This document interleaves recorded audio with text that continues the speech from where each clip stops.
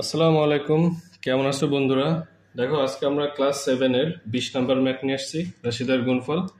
এই গুণগুলো আমরা কয়েকটা ম্যাথ করে আসছি, প্রায় সিমিলার ম্যাথ, এটাও সেম টাইপের। দেখো, ছোট রাশিটা আমরা আগে লিখবো এক্স প্লাস 3, তারপর বড় রাশি লিখবো গুণ x square plus 2x minus 3। ছোট রাশি আগে লেখার কারণ হচ্ছে গুণের সুবিধার জন্য, যাতে লাইনগুলো কম হয়, ঠিক আছে?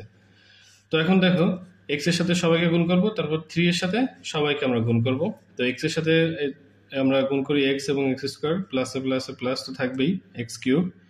তারপর এখানেও প্লাস এখানেও প্লাস, সমস্যা নেই, আমরা প্লাস দিব। তাহলে এক্স এবং 2x গুণ করলে 2x স্কোয়ার, কিন্তু এখানে মাইনাস এখানে প্লাস, প্লাসে মাইনাসে মাইনাস, 3 এবং এক্স গুণ করলে কি হবে, 3x হবে, ঠিক আছে?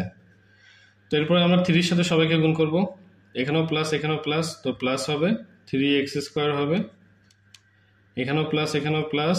এখন দেখো 2x এবং 3, 2x এবং 3 গুণ করলে কি হবে, 3 আর 2 গুণ করলে 3 দুগুণা 6 এবং সাথে x, তার মানে 6x। হ্যাঁ, এখানে প্লাস 3 এখানে মাইনাস 3, অবশ্যই প্লাসে মাইনাসে মাইনাস হবে। 3 আর 3 গুণ করলে 3 3 কত, 9, তো আমরা 9 লিখবো। হ্যাঁ, তো এখন দেখো স্কোয়ার আছে, আবার স্কোয়ার ছাড়াগুলো আছে। স্কোয়ারগুলো আমরা যেহেতু সিমিলার সহগ আছে, সিমিলার সহগগুলো আমরা যোগ করব।